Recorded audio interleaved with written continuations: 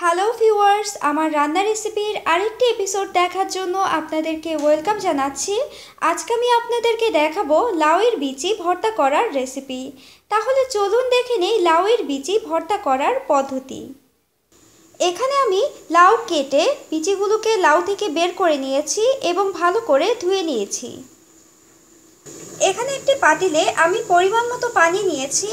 এবার লাউয়ের বিচিগুলোকে আমি পাতিলের মধ্যে দিয়ে দিব। এবার ঢাকনা দিয়ে ঢেকে লাউয়ের বিচিগুলো সেদ্ধ করে নিব। ভিউয়ার্স, আপনারা দেখতে পাচ্ছেন আমার লাউয়ের বিচিগুলো সেদ্ধ হয়ে গেছে এবং পানিটাও আমি একেবারে শুকিয়ে ফেলেছি। এবার একটি ফ্রাইং প্যানে আমি 4টে কাঁচামরিচ ভেজে নিব। আমার কাঁচামরিচগুলো ভাজা হয়ে গেছে। এবার আমি সেদ্ধ করা লাউয়ের বিচিগুলো পাটায় বেটে নিব।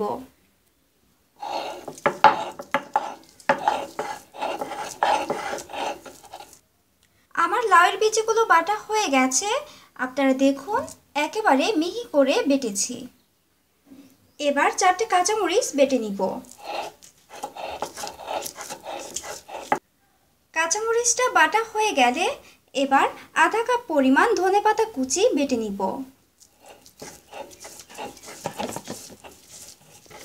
আমার ধনেপাতা কুচি বাটা হয়ে গেছে। এবার আমি আধা কাপ পরিমাণ পেঁয়াজ কুচি বেটে নিব।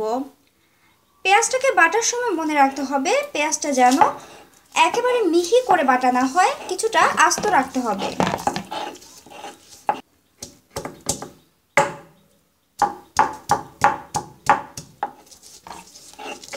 আমার পেঁয়াজ কুচি বাটা হয়ে গেছে। আপনারা দেখুন ঠিক এরকমভাবে বাটতে হবে।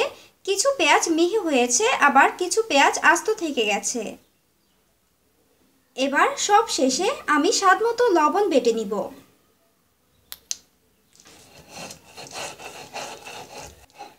লবণটা বাটা হয়ে গেলে সব কিছু একসাথে এভাবে মিক্স করে নিব। সব কিছু একসাথে মেশানো হয়ে গেলে এবার আমি লাউয়ের বিচি ভর্তা পরিবেশন করব। সো ডিয়ার ভিউয়ার্স, হয়ে গেছে আমার লাউয়ের বিচি ভর্তা করার রেসিপি। আশা করি আপনাদের আমার রেসিপিটি ভালো লেগেছে। আমার আরও নতুন নতুন রেসিপি যদি আপনাদের ওয়ালে পেতে চান তাহলে আমার চ্যানেলটি সাবস্ক্রাইব করুন, তাহলে আমার সব রেসিপি আপনাদের ওয়ালে পৌঁছে যাবে। তাহলে আজ এ পর্যন্তই।